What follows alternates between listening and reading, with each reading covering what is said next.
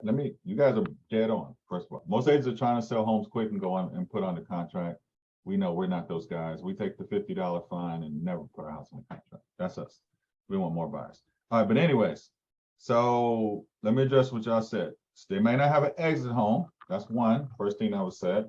So it means their next house. So we know we can negotiate this deal to say, okay, we'll accept your offer contingent upon our seller finding the perfect home. Right? We know that.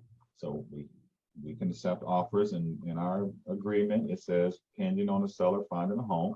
Some buyers will say yeah, some buyers say no because they want to move next week, but we don't care. The second group of thing Carolyn said was, what was it? More buyers. I just turned 55. I'm getting old, Carolyn. Go ahead. More buyers. Oh, more buyers. We might get more buyers, right? Typically, does the house sell with the first offers that you get most of the time? Because the longer you keep on the market, the more problems you have.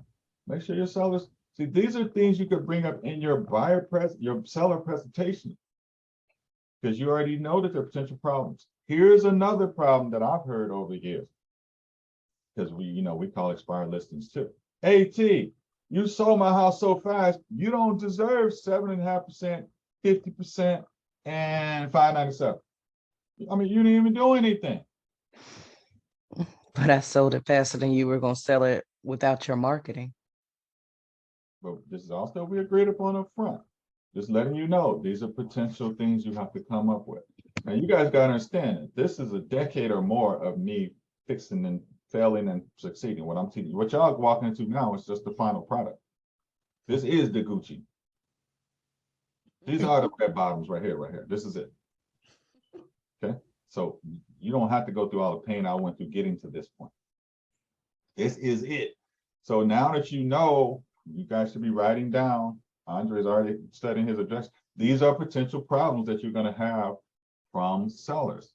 You sold my house too damn quick, because the average agent is going to list the house on a Monday and have 2 or 3 people a day show up. And then you don't let anybody sit inside and they go, dang, all these people show up to my house. And you videotaped it and we edited it. That could go 2 ways. Some people are haters. They start counting your money. Sellers can be haters. Some people say, wow, that's amazing. I want to recommend you to all my friends and family. You made 35,000. You really on 3%, you would have made 20,000. I could have put that 15 in my pocket. Now, those are people it's going to happen. But, it's just, we're running a business, right? So we want to do what's fair for them, what's fair for us to get the home sold. If we can convince a client to come up with $30,000 out of their own pocket above appraised value, I think that's worth something to me. I just do.